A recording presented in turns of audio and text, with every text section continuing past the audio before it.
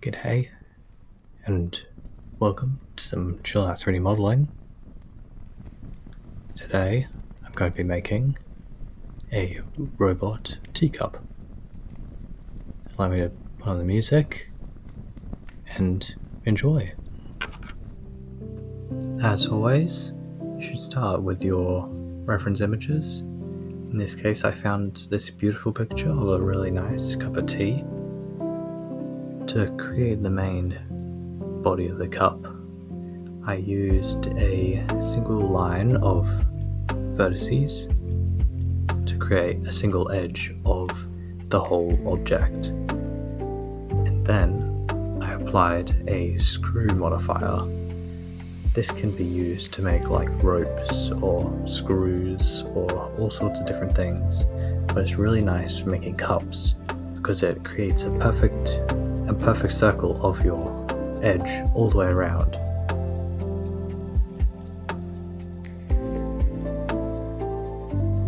You gotta add the robot component of the cup, which in this case I add 2 trapdoors on either side of the cup that will then reveal itself to be robotic limbs that emerge from the cup, allowing it to walk around and do cup things.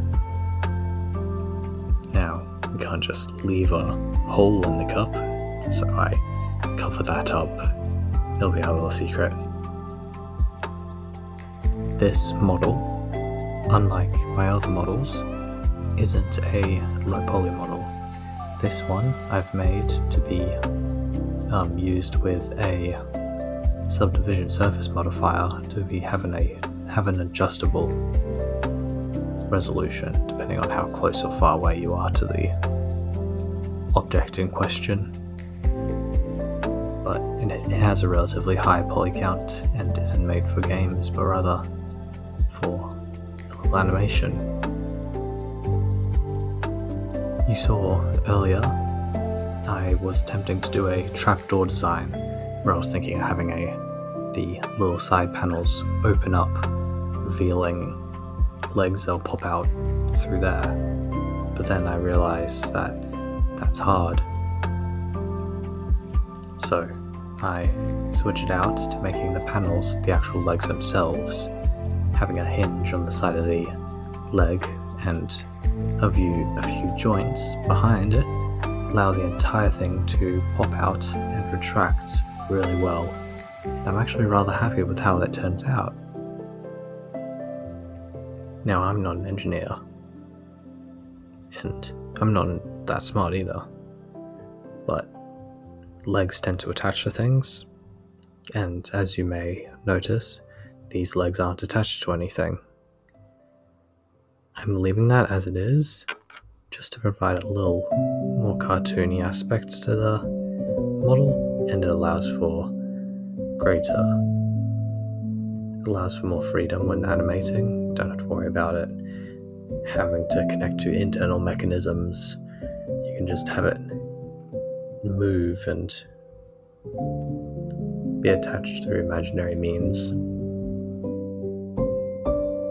As I said earlier, I wanted to use this model for animation, and so I have to rig the model for animation.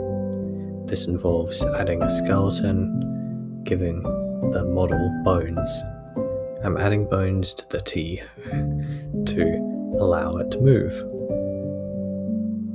The bones tell each individual vertice, all the little dots, where to go. I want to thank everybody for being patient with me. I've been away for the last 3 weeks on a family holiday and haven't been able to work on anything. I've now got a Discord though, so if you want to, you can come and join the Discord. I'll chuck a link in the description of the video if you want to join it. Don't worry if you don't want to, I'm not trying to push anything. Now is the texturing. I've gone with some very simple Blender textures. In this case, I think it's a couple of different materials, the black, the gold, the white, that I've assigned directly to the mesh. These separate materials are just flat colors with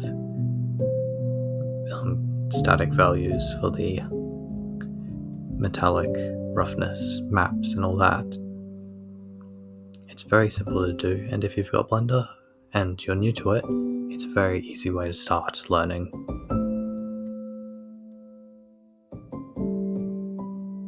Now we move on to the final renders.